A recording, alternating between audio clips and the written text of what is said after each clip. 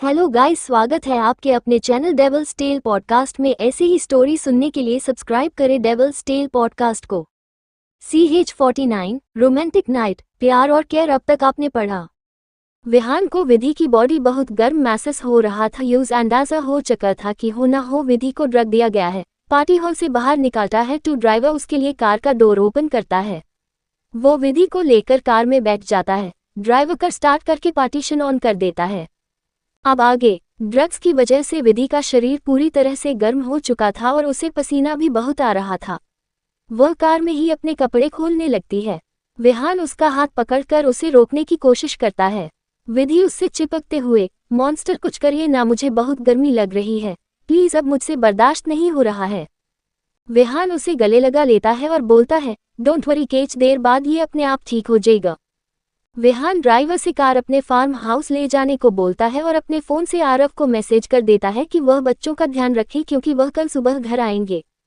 विधि उसका फ़ोन छीनकर अपने पीछे रख देती है और खुद उसकी गोद में बैठकर उसे किस करने लगती है। अब तक ड्रग्स उस पर हावी हो चुके थे और वो अपने होश में नहीं थी। विहान उसे खुद से दूर करता है तो वो दर्द से बोलती है, मॉन्स्टर प्लीज़ प्लीज़ मुझे मत छोड़िए, अब मुझसे दर्द बर्दाश्त नहीं हो रहा। विधान को उस इंसान पर बहुत गुस्सा आ रहा था जिसने विधि को ड्रग दिया था। विधि उसके होठों पर किस करने लगती है। विहान विधि को हट करना नहीं चाहता था लेकिन उसके बार बार किस करने से वो भी अपना कंट्रोल खो रहा था। वो विधि की गर्दन हाथ डालकर उसे खुद से और चिपका लेता है और पैशनेटली किस चुंबन का चिन्ह करने लगता है। विधि भी बराबर उसका साथ देने लगती है और अपने हाथ से उसकी शर्ट ओपन करने लगती है। विहान उसे किस ब्रेक किए बिना ही सीट पर लिटा देता है और खुद उसके ऊपर आकर उसे बेसब्री से चूमने लगता है। विधि भी अपने पैर उसकी कमर में फंसा लेती है और उसके बालों पर हाथ फेरने लगती है। थोड़ी देर के बाद जब उसे सांस लेने में प्रॉब्लम होती है तो वहां उसके होठों को छोड़ देता है। विधि उसकी गर्दन पर अपने होठ रखती है और लिक करने लगती है, जिससे विहान के पूरे शरीर में सिहरन दौड़ पड़ती है और उसकी पकड़ विधि की कमर पर और भी कस जाती है। विधि विधान के शर्ट के बटन्स खोलकर उसकी चेस्ट पर उंगलियां फेरने लगती है और बच्चों जैसा मुंह बनाकर बोलती है, मॉन्स्टर आपकी बॉडी कितनी सुंदर है और आपकी चेस्ट तो वाओ। विहान उसकी बात सुनकर मुस्कुरा देता है। विधि उसकी चेस्ट पर अपने छोटे छोटे दांतों से बाइट करने लगती है जिससे विहान को दर्द तो नहीं हो रहा था, पर विधि की हरकतों पर हंसी जरूर आ रही थी। वही ड्राइविंग सीट पर बैठा ड्राइवर टू अंडोनन की मधोशी भरी आवाज सुनकर पागल हाई होने वाला था। कुछ देर के बाद गाड़ी आकर फार्म हाउस पर रुकती है। ड्राइवर का डोर खोलकर तुरंत कार से बाहर चला जाता है। विहान विधि को खुद से दूर करता है तो विधि उसे बंदरों की तरह चिपक जाती है। विहान अपना सर झटककर उसे अपनी गोद में ही उठा लेता है और खुद की कोट से उसे कवर कर देता है और कार से बाहर निकल जाता है। विधि का सर विहान की गर्दन में छुपा हुआ था और विधि बार बार उसकी गर्दन पर किस और बाइट कर रही थी जिससे विहान मन ही मन उसे पागल लड़की को कोस रहा था। कंट्रोल तो अब विहान से भी नहीं हो रहा था और उसकी पागल बीवी उसकी आग को और भड़का रही थी। विहान विधि को अपने रूम में ले जाता है और डोर लॉक करके उसे बेड पर पटक देता है जिससे विधि को चोट तो नहीं लगती लेकिन बेड सॉफ्ट होने की वजह से वह अपनी जगह पर 2-3 बार हल्के से उछल जाती है, जिससे उसे बहुत मजा आता है और वह खिलखिलाकर हंसने लगती है। उसकी निश्चल मुस्कान देखकर विहान को उस पर बहुत प्यार आ रहा था। विधि ताली बजाकर बोलती है, वाह मॉन्स्टर, यह झूला कितना अच्छा है, प्लीज आप एक बार मुझे और पटको। ये सुनकर तो विहान पागल ही होने वाला था। वह विधि को समझता है लेकिन विधि तो कुछ सुनना ही नहीं चाहती थी। वह सीधा जाकर विहान से चिपक जाती है और बोलती है, मॉन्स्टर मुझे फिर से पटको ना, मुझे बहुत मजा आया था। विहान बेचारा अपनी बीवी की बात सुनते हुए फिर से उसे बेड पर धीरे से पटक देता है जिसे विधि फिर से बेड पर गिरकर 2-3 बार अपनी जगह से उछल जाती है और ताली बजाकर हंसने लगती है। विहान उसे गुस्से से घूर रहा था। ये देखकर विधि मुंह बनाते हुए बोलती है, मॉन्स्टर आप मुझे घूर क्यों रहे हैं? ऐसे मत देखिए, अगर मुझे नजर लग गई तो मेरी क्यूटनेस कम हो जाएगी और फिर आप मुझे पसंद नहीं करेंगे। विहान उसका क्यूट सा फेस सहलाते हुए बोलता है, मैं तुम्हें हमेशा पसंद करूंगा क्योंकि मुझे तुम्हारे जिस्म से नहीं बल्कि तुम्हारी रूह से मोहब्बत है। विहान के ये गहरे शब्द विधि की समझ में नहीं आते लेकिन वह मासूमियत से अपनी पलकें झपकाते हुए हाँ में सिर हिलाती है और अचानक से बोलती है, मॉन्स्टर मुझे बच्चे चाहिए। विहान, व्हाट? विधि, हाँ मॉन्स्टर, हम एक बच्चा और पैदा करते हैं। विहान उसे गुस्से से घूरता है तो विधि उसे खुद के ऊपर गिरा लेती है और खुद उठकर उसकी कमर पर बैठ जाती है। अपना गाल उसके सीने से सहलाते हुए बोलती है, वेद ने मुझसे कहा था कि उसे एक और बहन चाहिए और हमें उसकी विश पूरी करनी चाहिए। ये कहते हुए वह उसके पेट पर किस करने लगती है और अपने हाथ उसके नीचे की तरफ ले जाने लगती है। यह महसूस करके विहान की आंखें बड़ी हो जाती हैं। वह मन ही मन अपनी बेशर्म बीवी को कोस रहा था। विहान उसका हाथ पकड़कर उसे सीधा बिठा देता और बोलता है, ये तुम क्या कर रही हो बीवी? देखो तुम होश में नहीं हो, इसलिए कुछ ऐसा मत करो जिससे तुम्हें कल रिग्रेटफुल हो। विधि अपने हाथ पैर पटकते हुए बोलती है, मुझे कुछ नहीं पता, मुझे आपके साथ वो सब करना है और अब तो हमारी शादी भी हो चुकी है।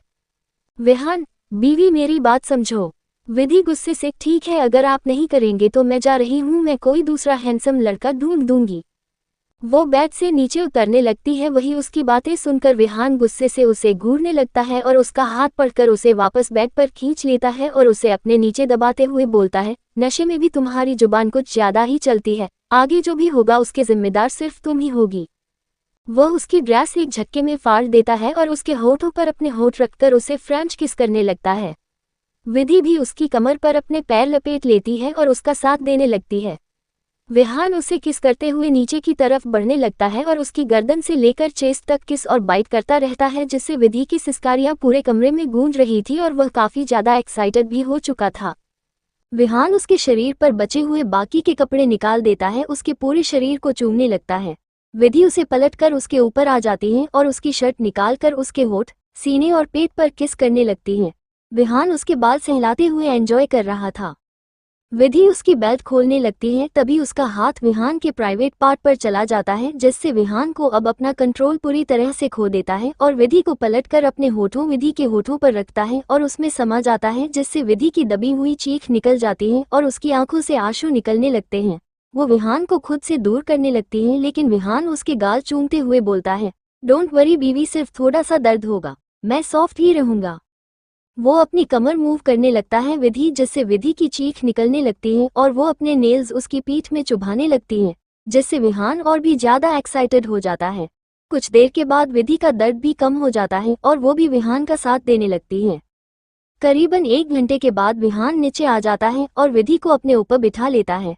न जाने वो कितनी बार इंटीमेट होते हैं। करीबन सुबह के 3 बजे विहान उसे छोड़ता है और उसे अपने सीने से लगा कर सो जाता है।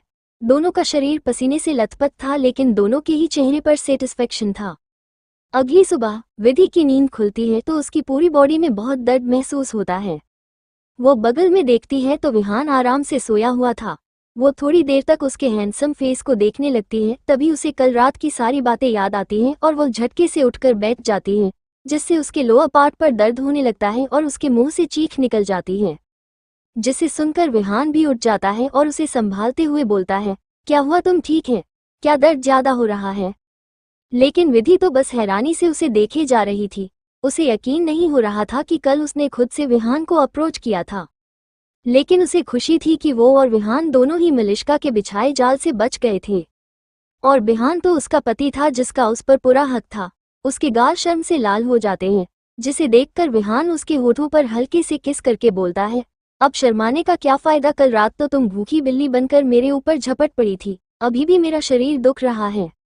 ये सुनकर विधि उसे पीछे धक्का देते हुए बोलती है, मैं नहीं बल्कि आप भूखे बिजली बनाकर मुझ पर झापड़ पड़े थे और मेरी बॉडी आपसे भी ज्यादा दर्द हो रही है, आप बहुत ज्यादा बुरे हैं। विधि की चादर नीचे खिसक गई थी, जिस वजह से उसकी चेस्ट साफ दिखाई दे रही थी। विहान उसे घूरते हुए बोलता है, कल रात का तो पता नहीं, लेकिन अगर तुम थोड़ी देर तक और मेरे सामने ऐसे ही रही तो पक्का मैं तुम पर झपट पड़ूंगा। ये सुनकर विधि को याद आता है कि उसने कपड़े नहीं पहने हुए हैं। वो जल्दी से ब्लैंकेट खुद के ऊपर डाल देती हैं और रोते हुए बोलते हैं, मॉन्स्टर प्लीज मुझे परेशान करना बंद करिए और हटिए, मुझे शॉवर लेने जाना है। विहान उसके करीब आकर बोलता है, कल रात हम सही मायने में पति पत्नी बन गए, इसलिए अब से तुम सिर्फ मेरी हो और हमारे बीच पर्दा कैसा, चलो साथ में शॉवर लेते हैं। ये बोलकर वो ब्लैंकेट सहित उसे अपनी गोद में उठा लेता है। विधि के गाल उसकी बात सुनकर शर्म से लाल हो जाते हैं और उसके सीने में अपना सर घुसा देती हैं। विहान उसे ले जाकर बाथटब में बिठा देता है और खुद भी अंदर आ जाता है।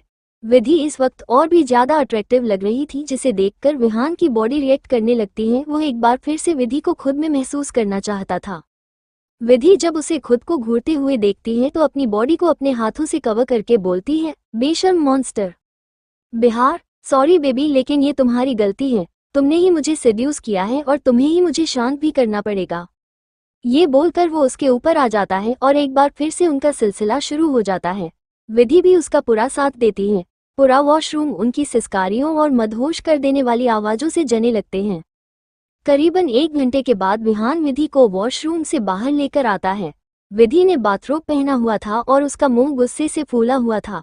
वो गुस्से से विहान को घूरे जा रही थी। विहान के चेहरे पर अलग ही चमक थी। विहान विधि को ड्रेसिंग टेबल के सामने बिठाता है और ड्राई लेकर उसके बाल सुखाने लगता है। विधि उसको खुद के केयर करता देख मन ही मन में बहुत खुश हो रही थी। तभी उसे पिछली रात विहान की कही बात याद आती है, जब भी उसने बोला था कि मैं तुम्हारे जिस्म से नहीं बल्कि तुम्हारी रूह से प्यार करता हूँ। ये याद करके उसकी धड़कनें बढ़ जाती हैं। वो मन में सोचती है, क्या मॉन्स्टर मुझे पसंद करते हैं। वो एक टक मिरर में विहान का चेहरा देखने लगती है, जो बहुत ध्यान से उसके बाल सुखा रहा था। विहान ड्रॉ से एक ऑइंटमेंट निकलता है और विधि का बाथरोब खोलने लगता है, जिससे विधि उसका हाथ पकड़कर गुस्से से बोलती है, मॉन्स्टर अब कुछ करने के बारे में सोचना भी मत। मेरी पूरी बॉडी पेन हो रही है, बस एक बार मैं सही हो जाऊं उसके बाद मैं आपको छोड़ूंगी नहीं। विहान उसके माथे पर किस करके बोलता है, मैं भी तो यही चाहता हूं कि तुम मुझे कभी ना छोड़ो, लेकिन फिलहाल तो मैं तुम्हारे निशान पर ये दवाई लगा दूं ताकि तुम्हें जल्दी से आराम मिल जाए। ये सुनकर विधि के गाल शर्म से लाल हो जाते हैं और वह अपना चेहरा झुका लेती है। विहान मुस्कुराते हुए उसका बाथरोब निकलता है और बहुत ध्यान से उसके सभी निशान पर प्यार से किस करके दवाई लगा देता है और उसके बाद विधि से बोलता है, तुम जाकर चेंज कर लो, फिर हम घर के लिए निकलेंगे, बच्चे तुम्हारा इंतजार कर रहे होंगे। विधि हाँ बोलकर क्लोजेट में चली जाती है और हाई नेक टॉप और प्लाजो पहनकर बाहर आती है, क्योंकि विहान ने उसकी पूरी बॉडी पर भर भर कर निशान दिए थे। उसे चलने में थोड़ी दिक्कत हो रही थी, इसीलिए विहान उसे अपनी गोद में उठा लेता है और फार्म हाउस से बाहर निकल जाता है। कार में ड्राइवर पहले से उनका वेट कर रहा था। विहान उसे कार में बिठाता है और वो दोनों विला के लिए निकल जाते हैं। कुछ देर के बाद विहान की कार खुराना मेंशन में आकर रुकती है। विहान कार बाहर निकलता है और विधि को गोद में उठाने वाला होता है कि विधि बोलती है, डोंट वरी, अब मैं चल सकती हूँ, ज्यादा दर्द नहीं हो रहा है। वो दोनों घर के अंदर जाते हैं तो सब हाल में बैठकर उनका ही इंतजार कर रहे थे। अब तक उन्हें पता चल चुका था कि कल शाम को पार्टी में क्या हुआ था, इसलिए सब लोग विधि के लिए बहुत परेशान थे। बच्चे अब तक स्कूल जा चुके थे। उन दोनों को देखकर बीजी बोलती हैं, अच्छा हुआ तुम दोनों आ गए, हमें बहुत टेंशन हो रही थी। विधि बेटा, अब तुम ठीक हो, हमें पता चला कि कल रात किसी ने तुम्हारे साथ। इसके आगे कुछ नहीं बोलती क्योंकि विहान उन्हें गुस्से से घूर रहा था। विधि उन्हें रिलैक्स करते हुए बोलती है, डोंट वरी बीजी, आपको तो पता है ना मैं कितनी स्ट्रांग हूँ। मैंने उस कमीने को जमकर पीटा और बाद में मॉन्स्टर में आकर मुझे बचा लिया। ये सुनकर विहान उसे आंखें छोटी करके घूरने लगता है। रिद्धि सिद्धि भी आकर उसे गले से लगा लेती है। आरव और रोहित विहान को कुछ इशारा करते हैं तो विहान भी उन्हें देखकर हाँ में सर हिला देता है। विहान, रिद्धि, सिद्धि, जिया, तुम सबको आज ऑफिस आने की जरूरत नहीं है। तुम लोग घर पर ही रुको और बीवी तुम रूम में जाकर रेस्ट कर लो। रितेश भाई, मैं भी आज ऑफिस नहीं जाने वाला। भाभी की केयर करने के लिए मैं भी घर पर ही रुकूंगा। विहान उसे कुछ नहीं बोलता और आरव रोहित के साथ बाहर चला जाता है। उनके जाते ही रिद्धि रितेश को घूरते हुए बोलती है, मैंने तुम्हारे जितना कामचोर इंसान कभी नहीं देखा, तुम्हें तो बस मौका चाहिए ऑफिस ना जाने का। रितेश भाभी देखो न, ये बंदरिया हमेशा मुझसे लड़ती रहती है। ये बोलकर वो गुस्से से रिद्धि को देखने लगता है। विधि दोनों को चुप कराते हुए बोलती है, तुम दोनों बच्चों की तरह लड़ना बंद करो। और रिद्धि, तू उसे हर बात के लिए टोकती क्यों रहती है? वो ऑफिस जाए या ना जाए उसकी मर्जी, इसलिए तू चुप बैठ। रिद्धि विधि से मुंह फुलाकर बैठ जाती है। वही रितेश रिद्धि को चिढ़ाने को लगता है। तभी उसका फोन बजता है। वो न लेकर बाहर चला जाता है। वही जिया की नज़र विधि की गर्दन पर जाती है और वह उसे छेड़ते हुए बोलती है, लगता है कल की रात तुम्हारी कुछ ज्यादा अच्छी गुजरी है ना? कल रात की निशानियां तुम्हारी गर्दन पर साफ नजर आ रही हैं। ये सुनकर बीजी, रिद्धि और सिद्ध तीनों विधि को देखने लगती हैं। वही विधि के गाल शर्म से लाल हो जाते हैं और वह अपने टॉप को और ऊपर खींचने लगती है। रिद्धि कूदते हुए उसके पास जाती है और उसका टॉप नीचे करके उसकी गर्दन पर बने मार्क्स हुए बोलती है, मुझे लग रहा है कि जल्द ही मुझे फिर से मौसी बनने का मौका मिलने वाला है। सिद्धि और जिया भी उससे कल रात के बारे में पूछने लगती हैं। बीजी भी खुशी से उसकी तरफ देखते हैं तो विधि शर्मा कर अपने रूम में भाग जाती हैं और वहीं बाकी सब हंसने हैं। रिद्धि, सिद्धि और जिया भी उसे परेशान करने के लिए उसके पीछे भागने लगती हैं। CH50 मस्ती, फैमिली और शौक अब तक आपने पढ़ा। रिद्धि कूदते हुए उसके पास जाती है और उसका टॉप नीचे करके उसकी गर्दन पर बने मार्क्स हुए बोलती है, मुझे लग रहा है कि जल्द ही मुझे फिर से मौसी बनने का मौका मिलने वाला है। सिद्धि और जिया भी उससे कल रात के बारे में पूछने लगती हैं।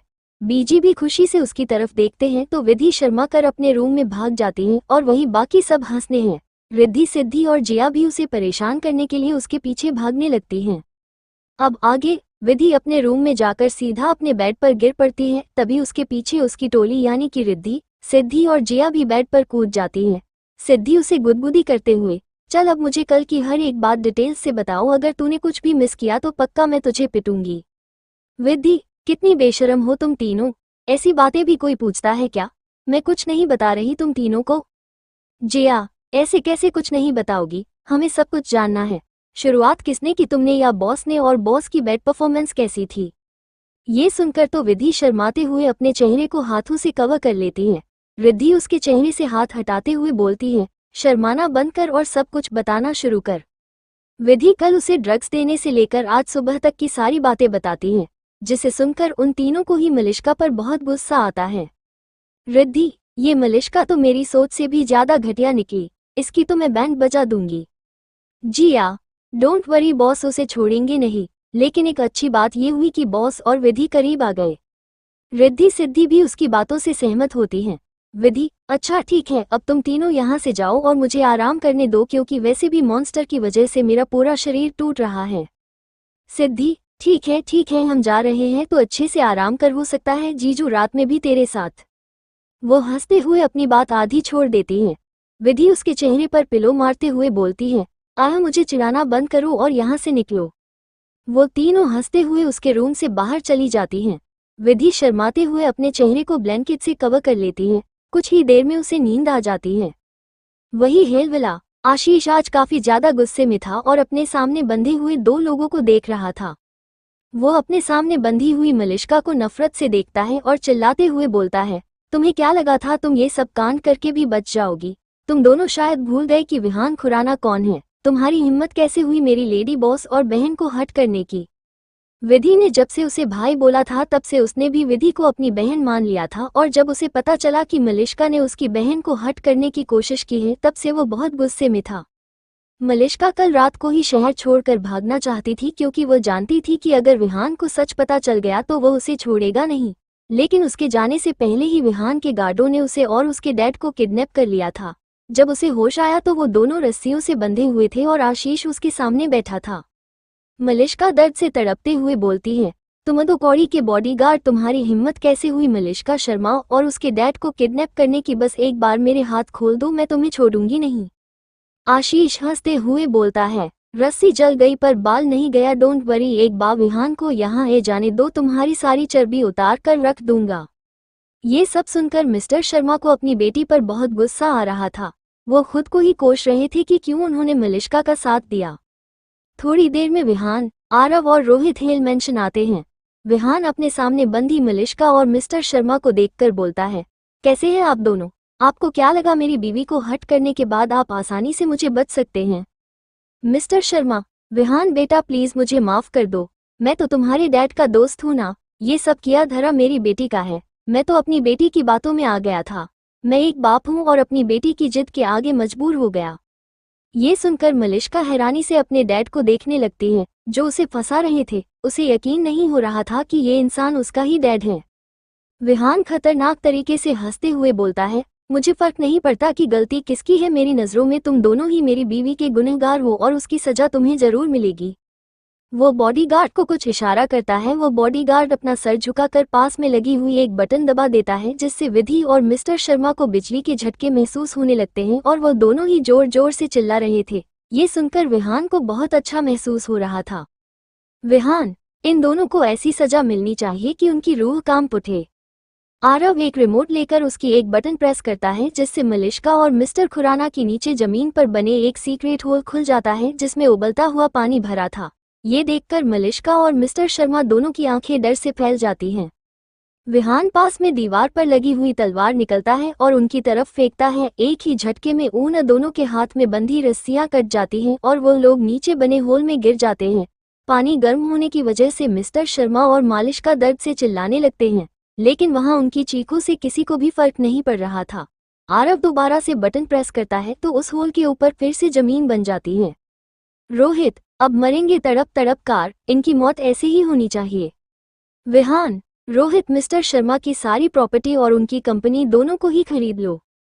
रोहित हाँ में सिर हिलाता है। वो चारों थोड़ी देर बातें करते हैं और फिर ऑफिस के लिए निकल जाते हैं। दोपहर का वक्त, वही एयरपोर्ट पर, बैंगलोर एयरपोर्ट पर एक पर्सनल जेट लैंड होता है और उससे पूरी खुराना फैमिली उतरती है, जिनके साथ मिशा भी थी। उसके चेहरे की चमक देखकर निशा मन हाय मन गलियां दे रहे थे। मिशा, फाइनली आज मैं इंडिया आ ही गई और कुछ देर के बाद अपने विहान के घर भी पहुंच जाऊंगी। इस बार मैं विहान को पाकर ही रहूंगी। उसकी पूरी फैमिली ने मुझे एक्सेप्ट कर लिया है, बस उसके बेटे वेद को अपनी तरफ कर लूं, फिर तुम्हें ना चाहते हुए भी मुझसे शादी करनी पड़ेगी विहान डार्लिंग। वही निशी उसका चमकता हुआ चेहरा देखकर मन में बोलती है। इसके चेहरे की चमक ही बता रही है कि जरूर इसके दिमाग में कोई घटिया प्लान चल रहा होगा। भगवान प्लीज मेरे भाई को इस चुड़ैल से बचा लेना, मैं इसे अपनी भाभी बनते हुए नहीं देख सकती। वही कविता जी, विहान की माँ, बहुत ज्यादा खुश थी। फाइनली अब वो अपने बेटे और अपने पोते से मिलने वाली थी। कुछ ऐसा ही हाल अभिलाष जी और अजीत जी का भी था। वह भी अपने बच्चों से मिलने के लिए बहुत एक्साइटेड थे, लेकिन बाहर से उनका चेहरा एक्सप्रेशन लेस ही था। वो सभी एयरपोर्ट से बाहर आते हैं तो बाहर कई सारी एक्सपेंसिव कार्स खड़ी हुई थी और चारों तरफ बॉडीगार्ड उन्हें घेरे हुए थे। सब लोग अपने अपने कार में बैठ जाते हैं और कार खुराना मेंशन के लिए निकल जाती हैं। मेंशन में विशु और वेद स्कूल से आ चुके थे और विधि उन दोनों के लिए लंच बना रही थी। वेद विशु से गुस्सा था क्योंकि विशु ने उसे फास्ट फूड खाने नहीं दिया था। विधि उन दोनों के लिए स्नैक्स बनाकर डाइनिंग टेबल पर रखती है और उन्हें प्यार से खिलाने लगती है। रिद्धि वेद की गाल खींचते हुए बोलती है, बेबी आपका स्कूल का दिन कैसा रहा? वेद, टीचर ने होमवर्क में ड्राइंग बनाने के लिए बोला है, लेकिन मुझे आर्ट बिल्कुल भी पसंद नहीं। सिद्धि उसके गाल खींचते हुए, बस इतनी सी बात आपको शायद पता नहीं है, लेकिन आपकी मम्मा बहुत अच्छी आर्ट बनाती है। वेद, सच्ची मम्मा? तो आप मेरा होमवर्क कल देना। विशु उसे घूरते हुए, लिटिल मंकी अपना होमवर्क तुम खुद करोगे और एग्जाम्स में माँ तुम्हारी हेल्प करने नहीं आएगी, इसीलिए मैं तुम्हें आर्ट बनाना सिखाऊंगी। विधि उन दोनों को लंच कराती है और फिर वेद के कहने पर वो सभी खेलने के लिए गार्डन में चले जाते हैं। रितेश किसी काम से बाहर गया था। विधि पौधों को पानी देने लगती है जिसमें वेद उसकी हेल्प कर रहा था। विशु विधि के पास ही खड़ी थी। तभी वेद को शैतानी सुझती है और वो पाइप का मुंह विशु की तरफ कर देता है जिससे वो भीग जाती है। ये देखकर वेद ताली बजाकर हंसने लगाता है। उसे हंसता देख बाकी सब भी विशु पर हंसने लगते हैं। विशु चिल्लाते हुए, वेद के बच्चे मैं तुझे छोड़ूंगी नहीं।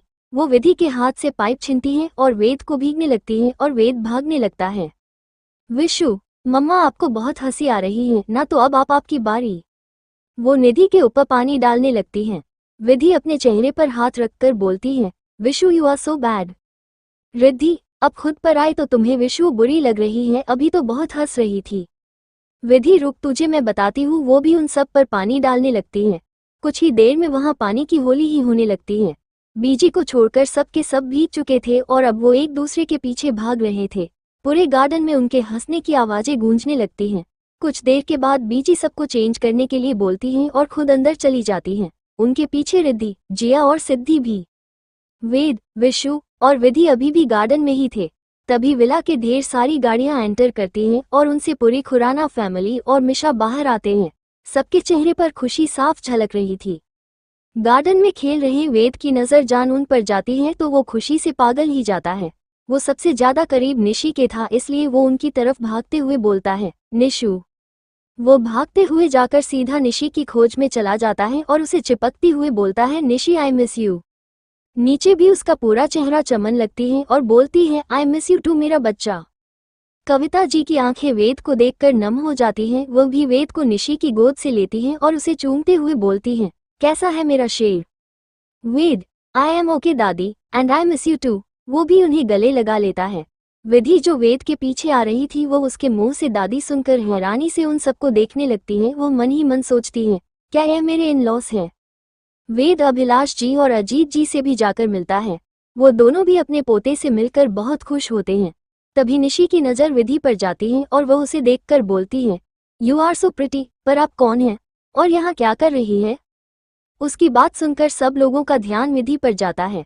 कविता जी भी बोलती है, तुम बहुत सुंदर ही बेटा, लेकिन तुम कौन हो?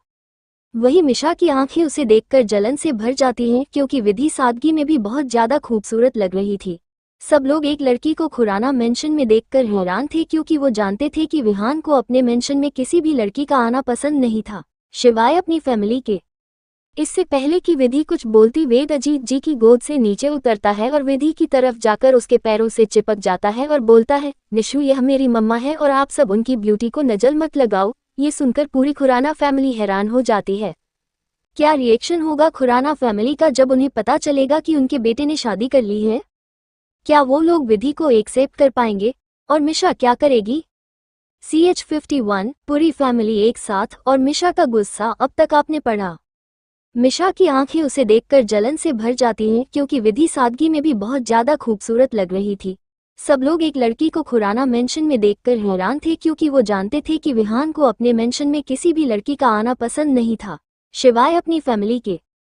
इससे पहले कि विधि कुछ बोलती, वेद अजीत जी की गोद से नीचे उतरता है और विधि की तरफ जाकर उसके पैरों से चिपक जाता है। अब आगे वेद बोलता है, निशु यह मेरी मम्मा है और आप सब उनकी ब्यूटी को नजर मत लगाओ। ये सुनकर पूरी खुराना फैमिली हैरान हो जाती है और मिशा के पैरों से जमीन खिसक जाती है। वो मन में बड़बड़ाते हुए बोलती है, नहीं नहीं ऐसा नहीं हो सकता, ये सब झूठ है। कुछ ऐसा ही बाकी सबके दिमाग में चल रहा था। कविता जी, वेदू मजाक करना बंद करो, आप कैसे किसी अनजान लड़की को अपनी माँ बोल सकते हो? वेद क्यूटली बोलती है, उफ दादी मैं झूठ नहीं बोल रहा हूँ, ये सच में मेरी मम्मा है। डैडी ने इसे शादी की है, ये बात सबको पता है, बस आप लोगों को नहीं, क्योंकि डैडी ने मुझसे कहा था कि वो आप लोगों को सरप्राइज देंगे।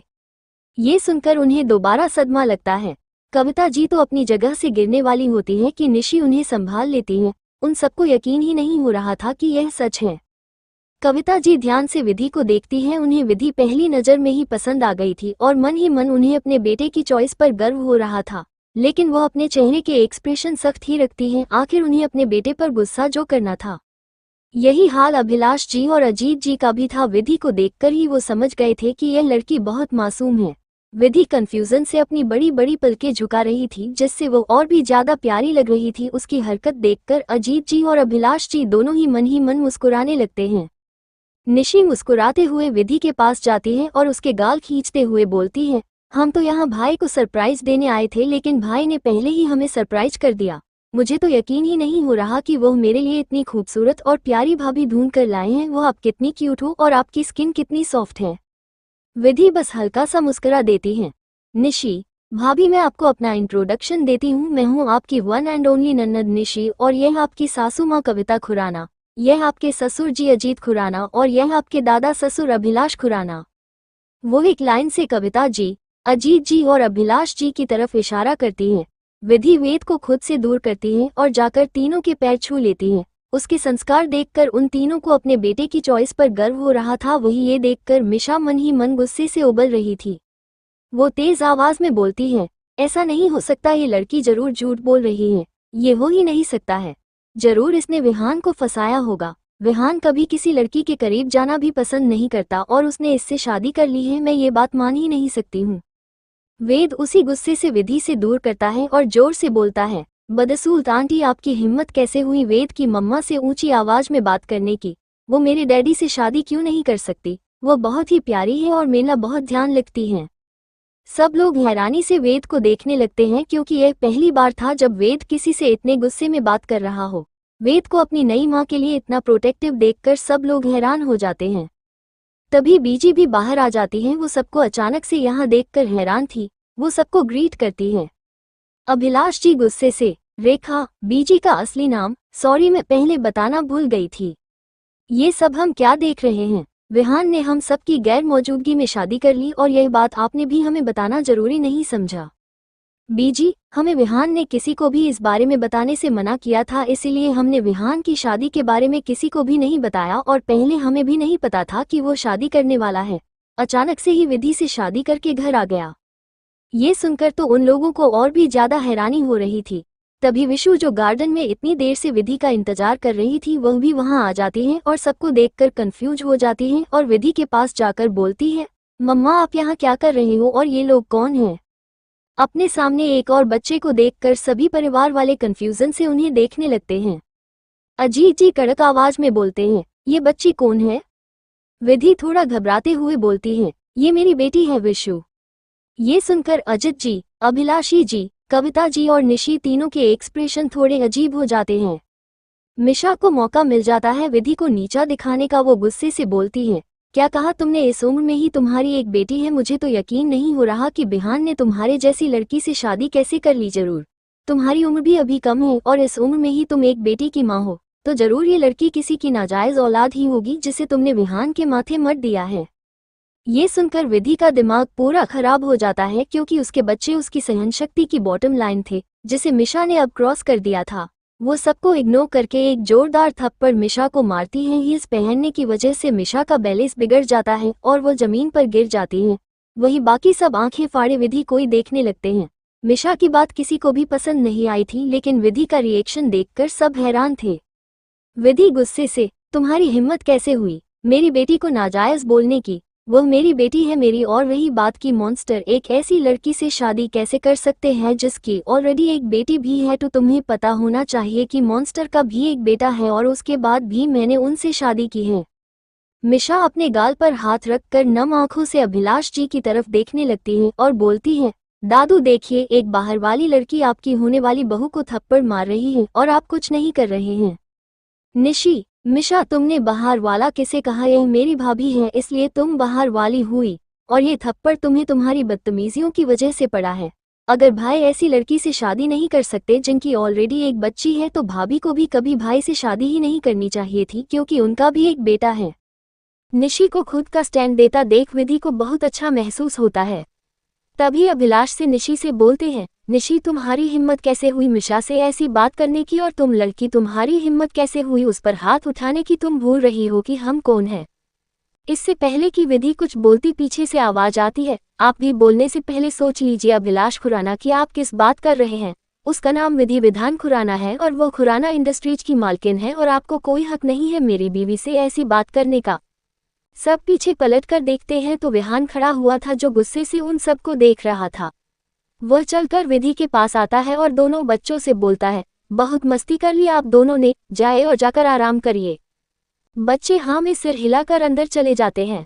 वहीं निशी विहान के गले लगकर बोलती है, भाई I really miss you and thank you मुझे इतनी प्यारी भाभी देने के लिए।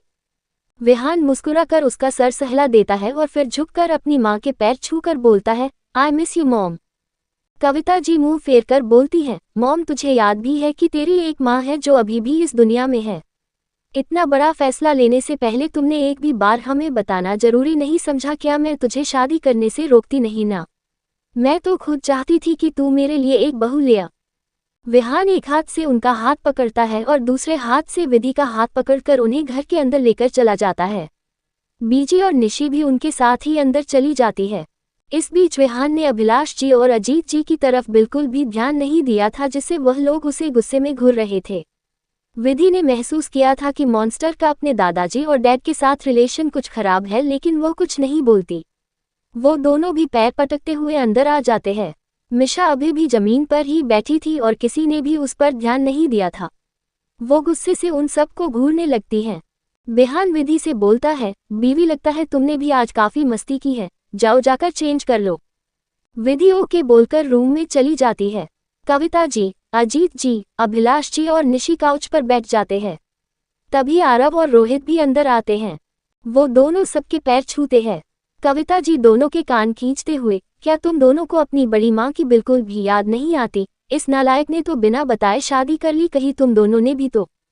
आरव, आह बड़ी माँ लग रही है। रोहित, बड़ी माँ आप भाई का गुस्सा हम पर क्यों निकाल रही हो? आरव, हाँ बड़ी माँ एंड डोंट वरी, मैं आपकी परमिशन से ही शादी करूंगा। अभिलाष जी, बरखुरदार बहुत कुछ छिपाने लगे हैं आप हमसे। आरव, दादाजी आपके डरावने पोते ने मुझे धमकी दी थी कि अगर हमने उसकी शादी के बारे में किसी को भी बताया तो वह मुझे छोड़ेगा। अब नहीं, इसमें मेरी क्या गलती है? तभी वहां पर रिद्धि और सिद्धि भी आ जाती हैं। दो नई लड़कियों को देखकर सब लोग उनकी तरफ देखने लगते हैं। निशी, भाई सारी खूबसूरत लड़कियां मुझे आपके घर पर ही क्यों देखने को मिल रही हैं? अब ये दोनों कौन हैं? क्या ये भी मेरी होने वाली भाभियों हैं? इतना बोलकर वो आरव और रोहित को देखकर आंख मार देती है तो वो दोनों उसे गुस्से से घूरने लगते हैं। आरव सिद्धि का हाथ पकड़कर बोलता है, माँ, बड़े पापा, दादाजी, ये है आपकी होने वाली बहू और मेरी गर्लफ्रेंड सिद्धि। ये सुनकर सब हैरान हो जाते हैं। सिद्धि और रिद्धि भी मुंह फाड़े उसे देखने लगती है। आरव सिद्धि को इशारा करता है तो सिद्धि घबराते हुए सबके पैर छू लेती है। अभिलाष जी अपने पैर से जूते निकालकर आरव को मारते हुए बोलते हैं, तू अपनी गर्लफ्रेंड को अपने साथ अपने घर पर रख रहा है, तुझसे अच्छा तो वो नालायक है, कम से कम उसने शादी तो कर ली। और फिर रिद्धि की तरह देखते हुए बोलता है, बेटा तुम भी बता दो तुम किसकी गर्लफ्रेंड हो, क्योंकि आज तो हमारा सरप्राइज डे हो गया है। यहाँ हम आए कि अपने बच्चों को सरप्राइज देंगे, लेकिन यहाँ हमें ही सरप्राइज पर सरप्राइज मिल रहे हैं। पहले पता चला कि विहान ने शादी कर ली है, अब पता चला कि ये अपने गर्लफ्रेंड के साथ एक साथ रहता है। रिद्धि, नहीं अंकल, मैं किसी की भी गर्लफ्रेंड नहीं हूँ। आरव बचते हुए बोलता है, अरे बड़े पापा, मारना है तो रोहित को भी मारो ना, उसने भी तो अपनी गर्लफ्रेंड बना ली है। ये सुनकर सब रोहित को देखते हैं। उद्धरण चिन्ह। रोहित, नहीं बड़े पापा, ऐसा कुछ नहीं है, ये झूठ बोल रहा है, मेरी गर्लफ्रेंड नहीं है। तभी जिया वहां आते हुए बोलती है, अच्छा तो मैं कौन हूँ? जिया को देखकर अभिलाष जी बोलते हैं, जिया आपकी पसंद हमें पसंद आई, हमें आपका रिश्ता मंजूर है। जिया हंसते हुए उन सब के पैर छूती है। बीजी, सिद्धि और रिद्धि विधि के बचपन के दोस्त हैं, ये तीनों हमेशा से एक साथ ही रहते हैं, इसलिए शादी के बाद विहान ने इन्हें यहीं पर रहने को बोल दिया। रिद्धि भी उन लोगों के पैर छूती है। कविता जी, हमेशा खुश रहो। तब तक विधि भी दोनों बच्चों को लेकर वहां आ जाती है। कविता भी उन्हें अपने पास बिठा लेती है और उसके चेहरे पर हाथ फेरकर बोलती है, एकदम चांद जैसी बहू लाया है मेरा बेटा। ये सुनकर विधि की पलकें झुक जाती है, लेकिन विशु बोलती है, आंटी चांद में बहुत दाग होते हैं और उसकी तो खुद की रोशनी भी नहीं होती, इसलिए आप मेरी मैं मम्मा का कंपैरिजन उससे मत कीजिए। ये सुनकर सबको हंसी आ जाती है। वही वेद कंफ्यूजन से सबकी बातें समझने की कोशिश कर रहा था। अभिलाष जी विशु को अपने पास बुलाते हैं और उसे अपनी गोद में बिठाकर बोलते हैं, सही कहा तुमने, लेकिन तुम्हारी मम्मी हमारी बहू है, इस नाते तुम हमारी पोती हुई और तुम्हें हमें ग्रैंडपा, दादाजी और दादी कहना चाहिए। विधि, सिद्धि और रिद्धि को विहान की फैमिली बहुत पसंद आती है। तभी मिशा अंदर आते हुए बोलती है, अगर वो लड़की आपकी बहू है तो मैं कौन हूँ दादाजी, बताइए, वो चिल्ला कर बोलती है। 52 गुस्सा, प्यार और विहान ने मारा मिशा का थप्पड़। अब तक आपने पढ़ा। ये सुनकर सबको हंसी आ जाती है। वही वेद कंफ्यूजन से सबकी बातें समझने की कोशिश कर रहा था। अभिलाष जी विशु को अपने पास बुलाते हैं और उसे अपनी गोद में बिठाकर बोलते हैं, सही कहा तुमने, लेकिन तुम्हारी मम्मी हमारी बहू है, इस नाते तुम हमारी पोती हुई और तुम्हें हमें ग्रैंडपा, दादाजी और दादी कहना चाहिए। विधि, सिद्धि और रिद्धि को विहान की फैमिली बहुत पसंद आती है।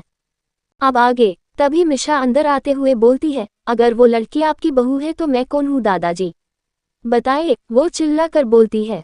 ये सुनकर विहान की आंखें सिकुड़ जाती हैं और रिद्धि सिद्धि विधि और बीजी कंफ्यूजन से उसे देखने लगती हैं। कविता जी और अजीत जी को याद आता है कि वो मिशा के बारे में भूल ही गए हैं। रोहित उससे पूछता है, तुम कौन हो और ऐसे बीच में अपनी टांग क्यों अड़ा रही हो?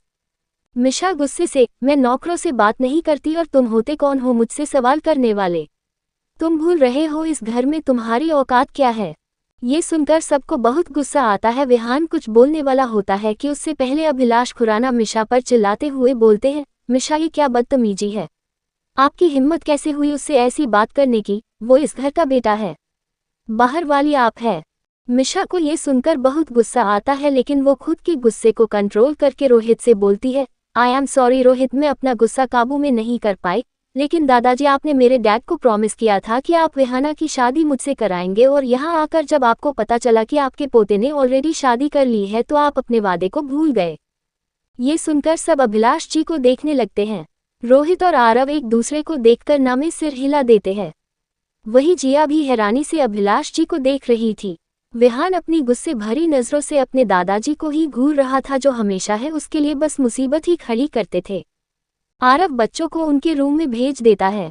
कविता जी मिशा के पास जाती है और उसे काउच पर बिठाकर बोलती है, मिशा बेटा शांत हो जाओ, हमें पता है डैड जी ने आपसे प्रॉमिस किया था, लेकिन आपने देखा ना विहान ने पहले से ही शादी कर ली है, इसलिए प्लीज हमें माफ कर दीजिए, हम आपके लिए इससे भी अच्छा लड़का ढूंढ देंगे। मिशा गुस्से से खड़े होकर चिल्लाते हुए बोलती है, अच्छा लड़का माय फुट नहीं चाहिए मुझे दूसरा लड़का, मुझे विहान ही चाहिए, आप जानती है ना कि मैं उसे कितना प्यार करती हूँ। विहान इरिटेट होकर बोलता है, आवाज नीचे, तुम हो कौन पहले तो ये बताओ, और मैं तुमसे क्यों शादी करने लगा? मिशा हैरान होकर, व्हाट, तुमने मुझे पहचाना नहीं? विहान में मिशा, तुम्हें याद है पहले मैं तुम्हारी असिस्टेंट थी लेकिन फिर तुम अमेरिका से इंडिया शिफ्ट हो गए। विहान, मुझे फर्क नहीं पड़ता तुम क्या थी और क्या हो, लेकिन यह मेरा घर है और मुझे नहीं पसंद कि कोई यहाँ तमाशा क्रिएट करे, इसीलिए चुपचाप यहाँ से निकलो। रिद्धि, सिद्धि और विधि बस हैरानी से ये सब देख रही थी। मिशा रोते हुए अभिलाष जी और अजीत जी के पैरों के पास बैठ जाती है और बोलती है, दादाजी, अंकल, आपने पहले मुझे उम्मीद दी थी आप मेरी शादी विहान से करेंगे, तो आप अपने वादे से कैसे मुकर सकते हैं? मुझे यकीन है जरूर इस लड़की ने ही विहान को फंसाया होगा, वरना विहान तो कभी किसी लड़की की तरफ आंख उठाकर भी नहीं देखा था। ना तो इस लड़की के खानदान का पता है और नहीं ये लड़की खुराना खानदान की बहू बनने के लायक है, और इसका तो ऑलरेडी एक बच्चा भी है। ये लड़की कैरेक्टरलेस है। ये सुनकर सबको बहुत गुस्सा आता है। वही विधि बार बार ये सुनकर परेशान हो चुकी थी और उसकी आंखें भी नम हो गई थीं। ये सुनकर विहान के अंदर का डेविल जाग जाता है। वह मिशा के पास जाता है और उसे एक जोरदार थप्पड़ मारता है, जिससे देखकर सब हैरान हो जाते हैं। विधि भी हैरानी से विहान को ही देख रही थी। मिशा तो हैरानी से अपने गाल पर हाथ रखकर खड़ी थी। उसे यकीन नहीं हो रहा था कि अभी अभी विहान ने उस पर हाथ उठाया। विहान गुस्से से, तुम्हारी हिम्मत कैसे हुई मेरी बीवी के कैरेक्टर पर सवाल उठाने की, और क्या कहा तुमने? वो खुराना खानदान के बहू बनने के लायक नहीं है तो क्या तुम हो? तुम उसके पैरों की धूल भी नहीं हो, और आइंदा से कभी मेरी बीवी के बारे में कुछ उल्टा सीधा मत बोलना। आज तो थप्पड़ मारा है, कल जान भी ले लूंगा। ये सुनकर मिशा बुरी तरह कांपने लगती है। उसे अच्छे से पता था कि विहान ऐसा कर सकता है। विहान अभिलाष जी की तरफ मुड़ते हुए बोलता है, मिस्टर अभिलाष खुराना, आपको किसने हक दिया मेरी जिंदगी के फैसले लेने का? आप ऑलरेडी एक बार मेरी जिंदगी बर्बाद कर चुके हैं, लेकिन इस बार ऐसा नहीं होगा। यह मेरी लाइफ है और यह मेरी मर्जी है कि मैं किसे अपनी जिंदगी में शामिल करूंगा, इसीलिए अगली बार ऐसी घटिया हरकतें मत करिएगा। ये सुनकर अभिलाष जी को बहुत बुरा लगता है और उनकी आंखें नम हो जाती हैं। विधि हैरानी से ये सब देख रही थी। उसे विहान की आंखों में बेहिसाब गुस्सा और दर्द दिखाई दे रहा था। Vihan, mind your language, Ajit ji जोर से चिल्लाते हैं। तो विहान कड़वाहट से हंसते हुए बोलता है, आप हमेशा गलत फैसला ही लेते हैं मिस्टर अजीत खुराना। आपको हमेशा अपने डैड के फैसले सही लगते हैं, अपने बेटे के नहीं। मेरी आप लोगों से हाथ जोड़कर रिक्वेस्ट है कि प्लीज मेरी लाइफ में इंटरफेयर करना बंद करिए, और अगर आप लोगों को मेरी बीवी से दिक्कत है तो आप रहिए सुकून से इस घर में, मैं ही कहीं और शिफ्ट हो जाता हूँ। वो विधि का हाथ पकड़ता है और उसे अपने रूम में ले जाने लगता है। तभी कविता जी उनके सामने आ जाती हैं और विहान को गले लगाकर प्यार से बोलती हैं, किसने कहा कि हमें आपके रिश्ते से ऐतराज है? बल्कि हम तो बहुत खुश हैं कि आप हमारे लिए इतनी प्यारी और मासूम सी बहू ढूंढ कर लाए हैं, जो हम कभी भी नहीं ढूंढ सकते थे। आपके दादाजी और डैड आपका भला ही चाहते हैं। अगर हमें पता होता कि आपने पहले से ही शादी कर ली है तो हम कभी भी आपके लिए मिशा के रिश्ते को एक्सेप्ट ही नहीं करते। हमने तो बस वेद के बारे में सोचा। तो आप बताइए इसमें हम कहाँ पर गलत हैं? हाँ, हम मानते हैं कि डैड की और अजीत ने पहले एक गलती करी थी, लेकिन उसकी सजा आप उन्हें कई सालों से दे रहे हैं। और आखिरी बात, आप घर छोड़कर कहीं नहीं जा रहे हैं, कोई भी कहीं नहीं जाएगा। विहान गुस्से से घर के बाहर चला जाता है और रोहित, आरव उसके पीछे चले जाते हैं। अजीत जी, मिशा अपना पागलपन बंद करिए। हमने आपसे वादा नहीं किया था कि हम विहान की शादी आपसे कराएंगे, बल्कि वो आप ही थी जिन्होंने कहा था कि वो विहान और वेद के दिल में अपनी जगह बनाने की कोशिश करेगी, और अगर आप इसमें कामयाब हो जाती तो हम बेशक आपकी शादी विहान से कराते।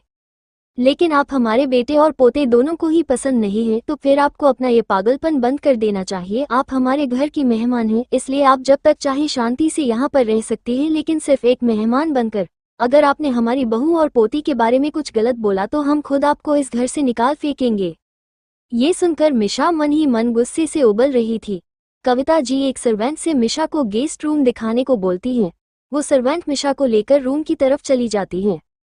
उसके जाने के बाद सब लोग एकदम शांत हो जाते हैं। अभिलाष जी उठकर विधि के पास जाते हैं और उसका सिर सलाहकार बोलते हैं, बेटा उसकी बातों का बुरा मत मानना, वो बस गुस्से में थी, और यह मत समझना कि हम तुम्हें पसंद नहीं करते। हमें तो अपने बेटे की पसंद पर गर्व है। आप सच में बहुत प्यारी हैं, हमेशा खुश रहिए।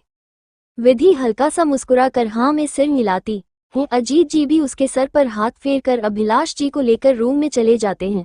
अब वहां पर सिर्फ कविता जी, बिजी, रिद्धि, सिद्धि, निशी और जिया थी। कविता जी, आप सब खड़े क्यों हैं? बैठे। और विधि, सिद्धि, आप हमें अपने बारे में कुछ बताइए, हमें भी तो हमारी बहू के बारे में सब कुछ पता होना चाहिए ना।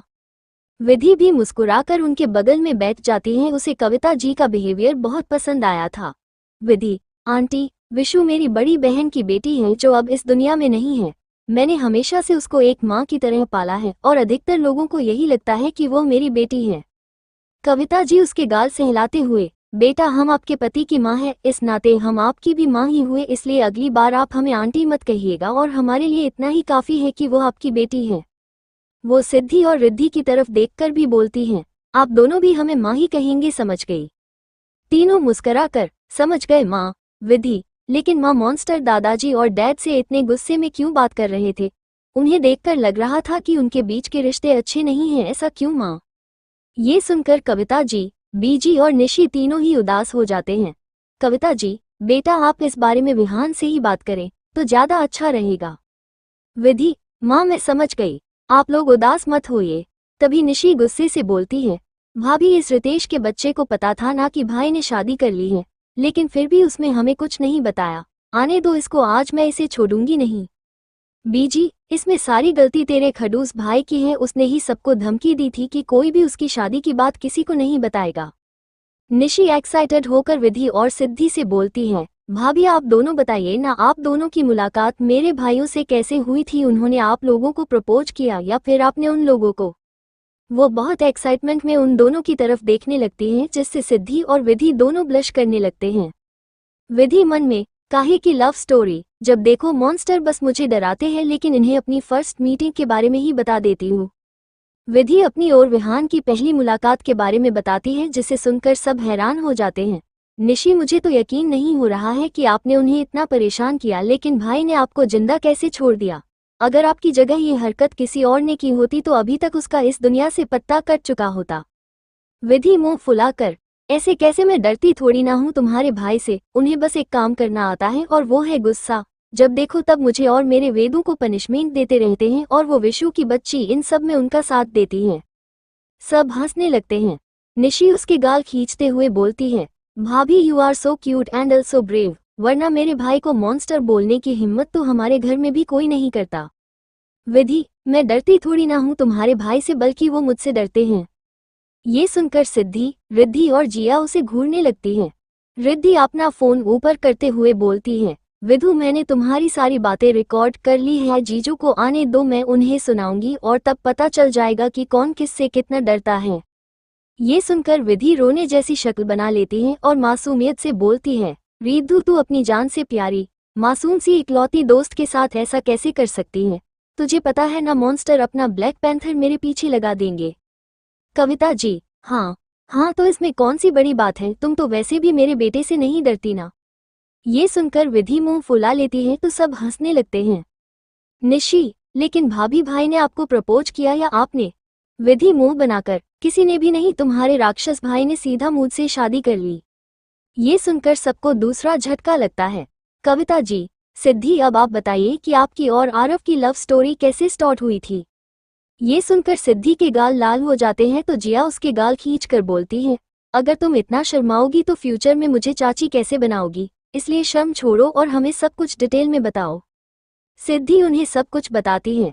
निशी अपने गालों पर हाथ रख कर बोलता है, वाह, आप दोनों ने अपने फर्स्ट मीटिंग में ही अपने होने वाले पतियों को किस किया था और एक मैं हूँ जिसे कोई ढंग का लड़का तक नहीं मिल रहा। रिद्धि उसके गाल खींचते हुए बोलती है, डोंट वरी, भगवान जी ने तुम्हारे लिए पहले से ही कोई हैंडसम सा लड़का ढूंढ कर रखा होगा। निशी शर्माते हुए बोलती है, तो उससे बोलो ना कि जल्दी आए, अब मुझसे वेट नहीं होता। ये सुनकर सब हंसने लगते हैं। विशु और वेद भी रूम से बाहर आ जाते हैं। कविता जी और निशी उन दोनों के साथ भी ढेर सारी बातें करती हैं। वो लोग आपस में बहुत जल्दी घुल मिल गए थे, लेकिन उन्हें खुश देखकर फर्स्ट फ्लोर की रेलिंग के पास खड़ी मिशा की आंखें गुस्से से दहक रही थी। उसने सोच लिया था कि अगर विहान उसका नहीं हो पाया तो वो सब कुछ बर्बाद कर देंगी और इस लड़की को तो छोड़ेगी नहीं जिसने उससे उसका विहान छीन लिया। वही अपने रूम के बाहर से खड़े होकर अभिलाष जी और अजीत भी ये सब देख रहे थे। उन दोनों को ही इस बात की खुशी थी कि उनके बेटे ने अपने लिए सही लाइफ पार्टनर चुना है, पर इस बात का दुख भी था कि अभी तक उनकी गलतियों के लिए विहान में उन्हें माफ नहीं किया था। क्या करेगी मिशा विधि के साथ, जानने के लिए पढ़ते रहिए मेरी कहानी। अगर आप सबको आज का चैप्टर पसंद आया हो तो लाइक, कमेंट और शेयर जरूर करें और प्लीज रेटिंग भी दे दीजिए। अब आगे, रात का वक्त, सब लोग हॉल में बैठकर बातें कर रहे थे। आज रोज से ज्यादा चहल पहल थी क्योंकि आज पहली बार विहान का पूरा परिवार साथ में था। आशीष और उसकी फैमिली भी खुराना मेंशन आए हुए थे। रिद्धि, सिद्धि और विधि तीनों किचन में सबके लिए डिनर बना रही थी। विहान, रोहित और आरव अभी भी मेंशन से बाहर ही थे। विधि ने उन्हें काफी बार कॉल करी थी लेकिन किसी ने उसका फोन नहीं उठाया था, जिस वजह से उसे थोड़ी टेंशन भी हो रही थी। अजीत जी और अभिलाष जी को विशु का बिहेवियर बहुत पसंद आया था। उन्हें विशु की कुछ हरकतें विहान के जैसी ही लगती थी। आशीष में डैड अमित जी भी उन दोनों के साथ ही थे। वही वेद तो बस सबको अपनी मम्मा के बारे में ही बता रहा था, जिसे सुनकर सब बहुत खुश थे। रागिनी जी वेद के कान खींचते हुए, नालायक, बचपन से तुझे हमने संभाला लेकिन सारी तारीफें सिर्फ अपनी मम्मा की। वेद मुंह बनाकर, छोटी दादी मेले कान खींचने बंद करिए। और हाँ मेरी मम्मा आप छब से अच्छी हैं, क्योंकि आप छब हमेशा मुझे रात में आइसक्रीम नहीं देते लेकिन मम्मा तो मेले छात ही आइसक्रीम खाती हैं और तो और वो मेले साथ शिन चैन भी देखती हैं। कविता जी, समझ गए, तुम्हारे डैड तुम्हारे लिए माँ नहीं बल्कि तुम्हारे जैसा एक और छोटा बच्चा लेकर आया है जो बस हाइट में बड़ा हो गया है। सिद्धि, विधि और रिद्धि तीनों किचन से आते हुए उनकी बात सुन लेती हैं।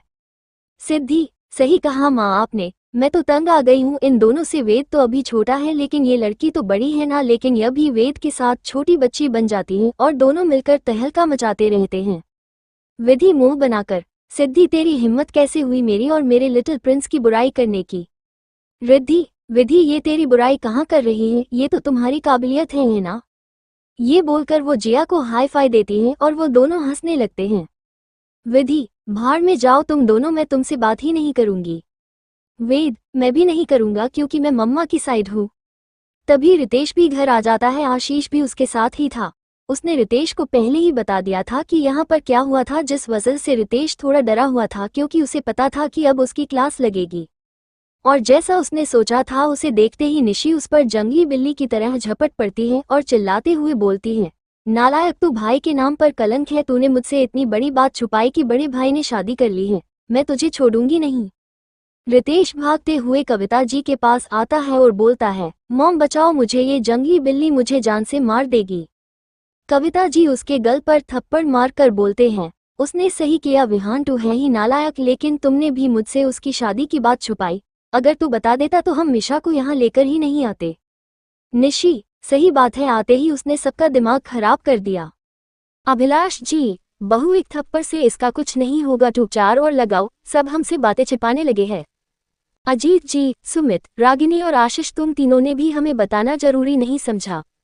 अमित, ये सारी गलती तुम्हारे डरावने बेटे की है जो सबको डराता और धमकाता रहता है। रितेश भागकर विधि के पीछे छुप जाता है और बोलता है, भाभी मुझे मेरे जालिम घर वालों से बचा लीजिए।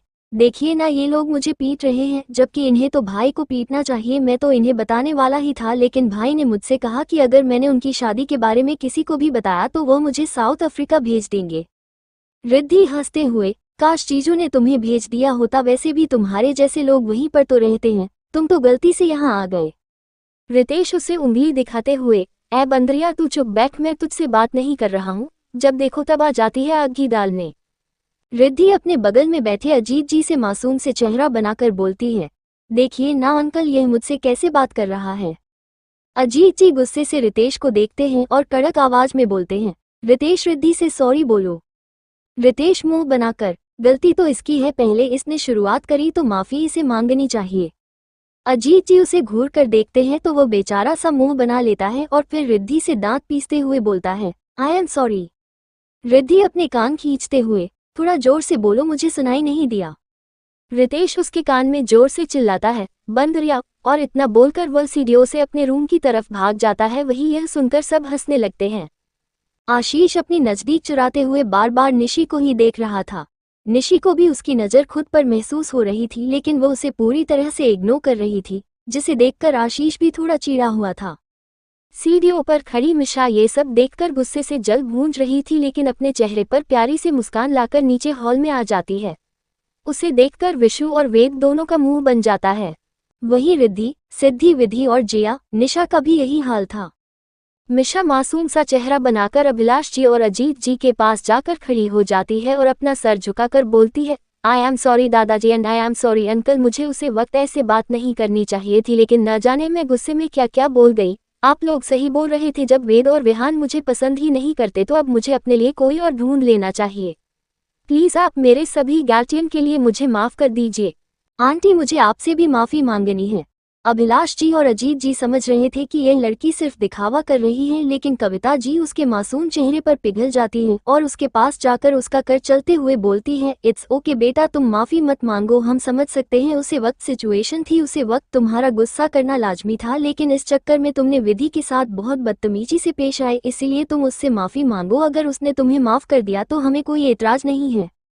ये सुनकर मिशा गुस्से से अपने हाथों की मुखिया बना लेती है, जिससे उसके नाखून उसके हथेली में चुभने लगते हैं। वह खुद को शांत करके विधि के सामने जाकर खड़ी हो जाती है और बोलती है, आई एम सॉरी विधि। विधि को उसकी माफ़ी मांगना सिर्फ दिखावा लग रहा। वह एक लड़की थी और दूसरी लड़की की नज़रों को अच्छे से पहचानती थी, लेकिन वह अपने चेहरे पर मुस्कान लाकर बोलती है, इट्स ओके, लेकिन ध्यान रहे अगली बार मेरे बच्चों के बारे में कुछ भी उल्टा सीधा मत बोलना और मेरे पति के बारे में तो सोचा भी मत।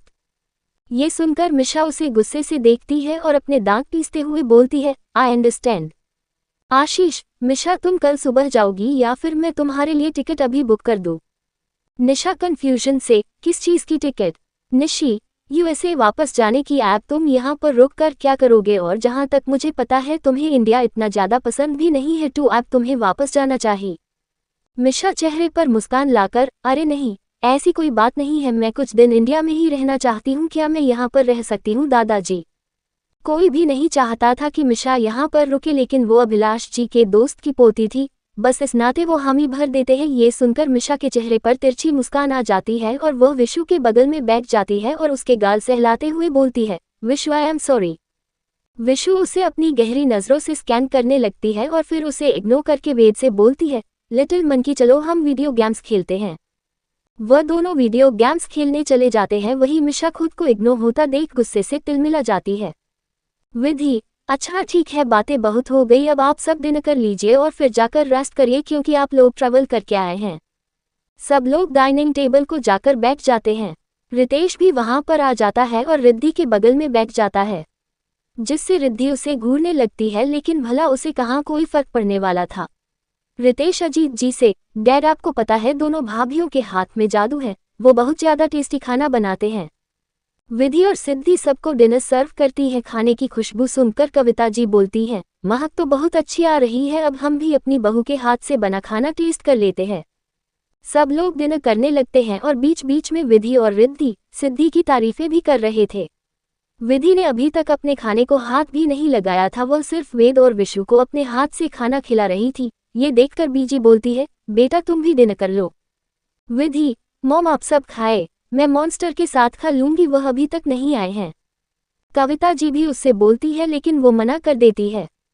कुछ ही देर में सबका डिनर हो जाता है और वो सब अपने अपने रूम में चले जाते हैं। विधि भी वेद और विशु को सुलाकर अपने रूम में आ जाती है और बालकनी में खड़े होकर चांद को देखने लगती है।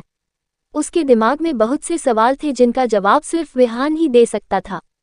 वही दूसरी तरफ विशेष और सुमित दोनों एक बार में बैठे हुए थे और उनके सामने विकी के डैड सुरेश भी बैठकर पैग पर पैग लगाए जा रहे थे। विशेष शराब का घूंट पीते हुए बोलता है, सुरेश तुम तो बहुत उतावले थे अपने बेटे के कातिलों की सजा देने के लिए, लेकिन इतने दिन हो गए और तुम उस लड़की तक नहीं पहुंच पाए। सुरेश शराब पीते हुए, मैंने बहुत कोशिश की लेकिन उस लड़की के आसपास बहुत सिक्योरिटी होती है जिस वजह से मैं अभी तक उसे कुछ नहीं कर पाया, लेकिन मैं उसे छोड़ूंगा नहीं, उसे जान से मार दूंगा। वो अब तक बहुत नशे में आ चुके थे और वही बेहोश हो जाते हैं। उसे देखकर विशेष हंसते हुए बोलता है, 3 ग्लास शराब तो झेल नहीं पाया और ये हराएगा विहान खुराना को। सुमित, बॉस ये किसी काम का नहीं है, हम इसके भरोसे नहीं रह सकते। विशेष तिरछा मुस्कुराते हुए, ये तो सिर्फ एक प्यादा है, असली खेल तो अभी बाकी है, बस मुझे सही मौके का इंतजार करना है। सुमित, मतलब अपना असली प्लान कुछ और है। ये सुनकर विशेष मुस्कुरा देता है और शराब का ग्लास अपने मुंह से लगा लेता है। खुराना विला, रात के करीब 12 बजे विहान घर आता है, उसके साथ आरव और रोहित भी थे। वह तीनों अपने अपने रूम में चले जाते हैं। विहान पहले बच्चों के रूम में जाता है और उन्हें चेक करके अपने रूम में जाता है। रूम में अंधेरा था लेकिन विधि बेड पर नहीं थी। ये देखकर वो उसे चारों तरफ देखने लगता है। तभी उसकी नज़र बालकनी में खड़ी विधि पर जाती है जिसका चेहरा चांद की रोशनी में चमक रहा था और हवा की वजह से उसके बाल हल्के हल्के लहरा रहे थे, लेकिन उसके चेहरे पर उदासी थी जिसकी वजह कहीं ना कहीं विहान भी समझ रहा था। तो क्या है विशेष का असली खेल? क्या मिशा का इंडिया में रुकना भी उसका प्लान है? क्या विहान विधि की सवालों का जवाब देगा? चैप्टर 54 विधि और विहान की बहस और विधि का विहान को इग्नोर करना। अब तक आपने पढ़ा। रात के करीब 12 बजे विहान घर आता है। उसके साथ आरव और रोहित भी थे। वह तीनों अपने अपने रूम में चले जाते हैं। विहान पहले बच्चों के रूम में जाता है और उन्हें चेक करके अपने रूम में जाता है। रूम में अंधेरा था लेकिन विधि बैठ जाती है जिसका चेहरा चांद की रोशनी में चमक रहा था और हवा की वजह से उसके बाल हल्के हल्के लहरा रहे थे, लेकिन उसके चेहरे पर उदासी थी जिसकी वजह कहीं ना कहीं विहान भी समझ रहा था। अब आगे वह पीछे से जाकर उसे अपनी बाहों में भर लेता है और उसके बालों पर किस करते हुए बोलता है, बीवी इतनी रात हो रही है और तुम अभी तक क्यों जाग रही हो? विहान के मुंह से हल्की हल्की शराब की स्मेल आ रही थी। विधि समझ जाती है कि शायद उसने ड्रिंक की है। वह उसकी तरफ पलट जाती है और ध्यान से विहान को देखने लगती है। विहान की आंखें लाल हो गई थी और उसके बाल भी बिखरे हुए थे। उसकी शर्ट के ऊपर के कुछ बटन खुले हुए थे जिससे उसका मस्कुलर सीना साफ दिखाई दे रहा था। वह इस वक्त बहुत अट्रैक्टिव लग रहा था। विधि बिना कुछ कहे उसे देखने लगती है। विहान उसकी कमर सहलाते हुए अपना चेहरा उसके करीब ले जाने लगता है लेकिन विधि पीछे हो जाती है। विहान उसका सिर सहलाते हुए बोलता है, जानता हूँ आज सुबह से जो कुछ भी हुआ उसे लेकर तुम परेशान हो, पर डोंट वरी, सब ठीक है, तुम्हें टेंशन लेने की जरूरत नहीं है, चलो अब सो जाओ चलकर। विधि उसका हाथ पकड़कर, मॉन्स्टर आपने दादाजी और डैड से इतना रूडली बात क्यों की? आप उनसे क्यों नाराज है? विहान अपना हाथ छुड़ाकर बोलता है, बीवी हम इसके बारे में बाद में बात करते हैं, now I want to feel you. Vidhi मुझे अभी जानना है मॉन्स्टर, और वो भी सच। विहान अपना सिर सहलाते हुए, बीवी जिद मत करो, और ये जानना इतना भी इम्पोर्टेंट नहीं है। विधि मॉन्स्टर अगर ये इतना इम्पोर्टेंट नहीं है तो आप मुझे सब कुछ सच क्यों नहीं बता देते? जब से आए हूँ तब से देख रही हूँ आप कभी भी अपनी फैमिली से बात नहीं करते। यहाँ तक कि आपने कभी मुझे उनके बारे में नहीं बताया और आज अपने जैसे उनसे बात करी, यह गलत था। वह बड़े हैं इसलिए आपको उनसे ऐसे बात नहीं करनी चाहिए थी। विहान को अब विधि पर गुस्सा आ रहा था। वह चिल्लाते हुए बोलती है, बीवी जस्ट शट अप। विधि जब भी मैं आपसे कुछ पूछती हूँ आप बस मुझे चुप ही कर देता है। मॉन्स्टर मेरे बारे में आपको हर चीज़ पता है लेकिन आपके बारे में मुझे कुछ नहीं पता। मैं आपकी फैमिली के बारे में जानना चाहती थी। मैं कब से वेट कर रही थी कि शायद आप मुझे खुद बताएंगे, लेकिन आपने मुझे कभी कुछ नहीं बताया, और जब मैं इतना सिंपल क्वेश्चन पूछ रही हूँ तो भी आप मुझ पर गुस्सा कर रहे हैं। मैं आपकी बीवी हूँ और मुझे ये सब जानने का हक है। मैंने आपको खुद बताया था कि विशु मेरी बहन की बेटी है, लेकिन आपने मुझे कभी भी वेदू की माँ और अपनी एक्स वाइफ के बारे में नहीं बताया। क्या आपको यह जरूरी नहीं लगा कि मुझसे शादी करने से पहले आपको मुझे सब कुछ बताना चाहिए? विधि ने अपने दिल की सारी बातें उससे बोल दी थी। वो सब सच जानना चाहती थी लेकिन कोई उसे कुछ बता ही नहीं रहा था। विधि अपनी जगह सही थी, आखिर वो विहान की पत्नी थी और उसका हक बनता था सब सच जानने का। विहान का गुस्सा अब हद पार कर चुका था।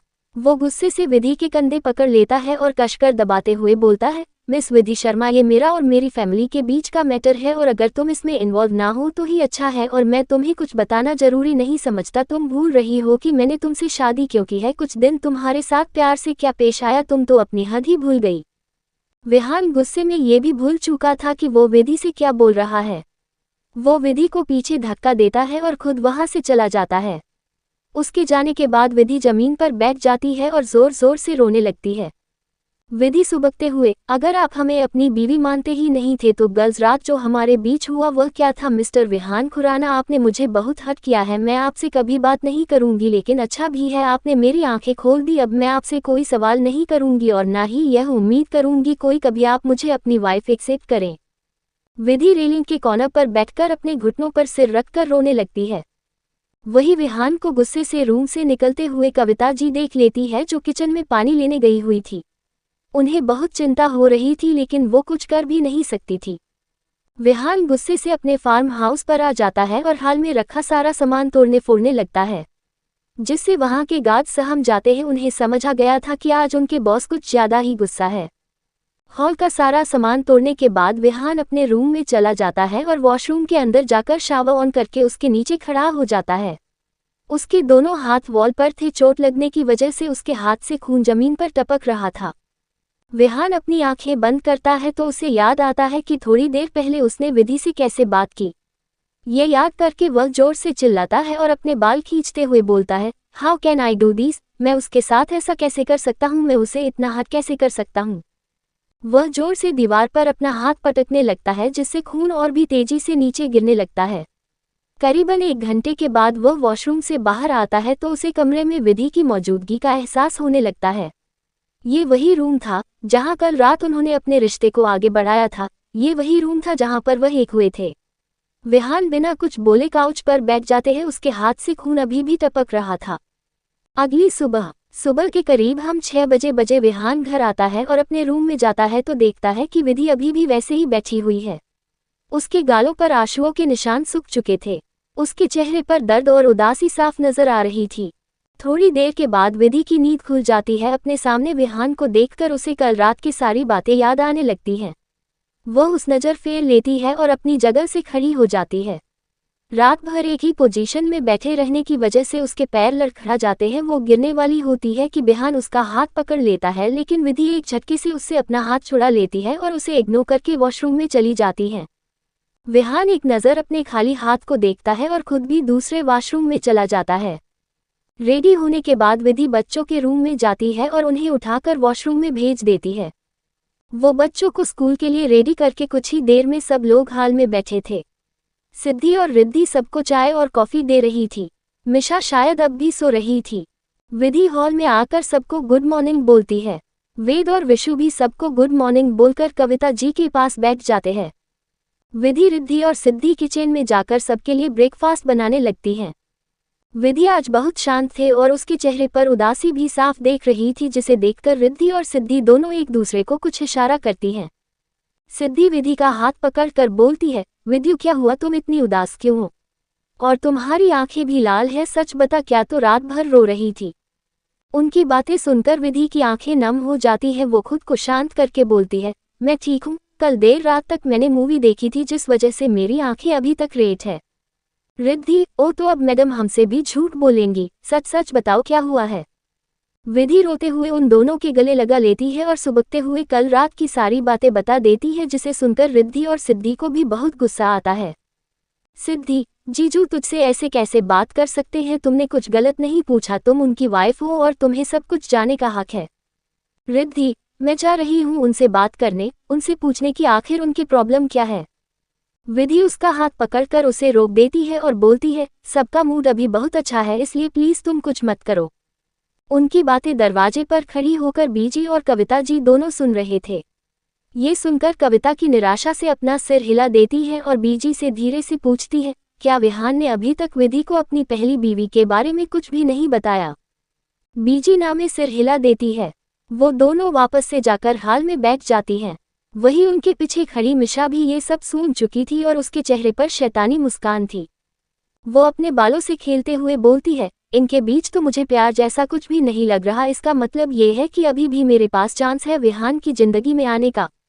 वो भी हॉल में जाकर बैठ जाती है। कुछ ही देर में तीनों ब्रेकफास्ट बनाकर टेबल पर रख देती है और सबको बुलाती है। सब लोग डाइनिंग टेबल पर बैठ जाते हैं। रितेश, विहान, आरव, आशीष और रोहित भी ऑफिस के लिए रेडी होकर वहां आ जाते हैं। विहान बार बार विधि को ही देख रहा था, लेकिन विधि उसे इग्नोर कर रही थी, जिससे विहान को गुस्सा भी आ रहा था। विहान अपनी चेयर पर बैठ जाता है। मिशा देखती है कि उसके बगल वाली चेयर खाली है। वो जल्दी से जाकर उस पर बैठने वाली होती है कि तभी विशु उसे रोकते हुए बोलती है, आंटी आप दूसरी जगह बैठिए, ये मेरी मम्मा की जगह है। ये सुनकर मिशा उसे घूरकर देखती है और फिर मुंह बनाकर दूसरी जगह बैठ जाती है। ये देखकर रितेश और निशी उस पर हंसने लगते हैं। निशी को हंसता देख आशीष उसे ही देखे जा रहा था। कितनी खूबसूरत थी ये लड़की। कविता जी, तुम सब आज भी ऑफिस जा रहे हो, कम से कम एक दिन तो माँ को दे दो। विहान, सॉरी मॉम, लेकिन आज बहुत इंपॉर्टेंट मीटिंग है। कविता जी, बस जब देखो तब काम काम, फैमिली की तो वैल्यू ही नहीं है। आरव, आप गुस्सा मत हो माँ, कल का पूरा दिन आपका हुआ। कविता जी उसके गाल खींचते हुए, तू ही तो मेरा राजा बेटा है। अजीत जी, आरव तुम्हें बस सिद्धि को डेट ही करना है या फिर शादी करने का भी प्लान है? आरव, करनी है ना मुझे शादी, आप कहे तो हम आज ही कर ले। उसका उतावलापन देखकर सब हंसने लगते हैं और सिद्धि शर्मा जाती है। बीजी धीरे से, तुम शर्मा क्यों रही हो, तुम्हारी शादी की बात चल रही है, सुहाग रात की नहीं। ये सुनकर वो अपना सिर झुका लेती है और उसके गाल लाल हो जाते हैं। अभिलाष जी, हम सोच रहे थे कि नेक काम में देरी कैसी, कल ही पंडित को बुलाकर मुहूर्त निकलवा लेते हैं और तुम चारों की शादी करा देते हैं। निशी, चारों की मतलब? अजित जी, मतलब आरव, सिद्दीकी और रोहित जिया की। ये सुनकर सब खुश हो जाते हैं। रोहित, मैं इस लड़ाकू लड़की से शादी नहीं करने वाला। जिया, तुमसे तुम्हारी मर्जी किसी ने नहीं मांगी। दादाजी, मैं तैयार हूँ। रोहित उसे घूरकर देखता है और खड़े होकर बोलता है, मेरा ब्रेकफास्ट ही गया। वो वहां से चला जाता है। बीजी, पूरा खाना तो खा कर जाता। जिया, डोंट वरी, होने वाली सासू माँ, मैं उसे ऑफिस में खिला दूंगी और शादी के लिए भी मना लूंगी। वो भी रोहित के पीछे निकल जाती है। वेद, यह है अब दोनों चाचू की शादी होगी और हम खूब साला डांस करेंगे। विशु, अब तो सिद्धि मासी हमेशा हमारे साथ ही रहेगी। सब लोग सिद्धि और आरव को बधाई देते हैं। ब्रेकफास्ट होने के बाद सब हॉल में आ जाते हैं। विहान वेट कर रहा था कि कब विधि उसके साथ ऑफिस जाएगी और वो उससे बात कर पाएगा। आज बच्चों को निशी स्कूल छोड़ने वाली थी। विहान आशीष को भी उनके साथ भेज देता है। एक मेड आकर कविता जी के हाथ में कुछ रखती है।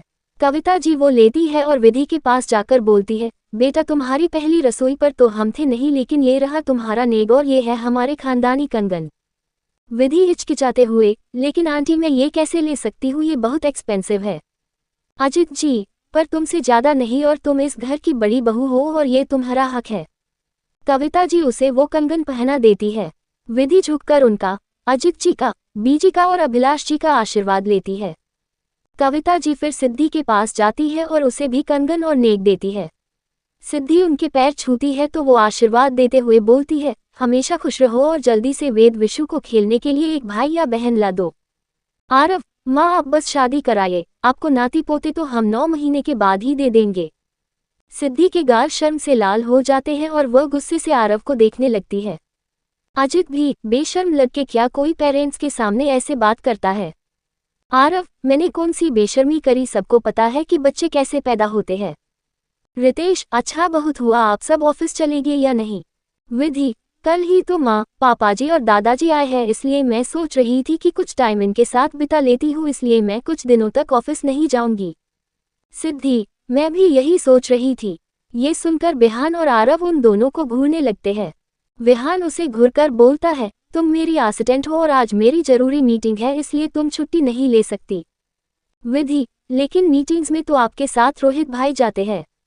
अजित जी, विहान, जब उसका मन नहीं है तो क्यों फोर्स कर रहे हो? मिशा मौका देखकर बोलती है, अंकल क्या मैं कुछ दिन विहान की कंपनी में इंटर्नशिप कर लूं, प्लीज मना मत कीजिए। अभिलाष जी, ठीक है बेटा, तुम भी विहान के साथ ऑफिस चली जाओ। ये सुनकर विहान और विधि दोनों ही उन्हें घूरने लगते हैं। विधि भी जानती थी कि मिशा के इरादे अच्छे नहीं हैं। विहान, वो मेरा ऑफिस है, कोई गार्डन नहीं जिसका मन हुआ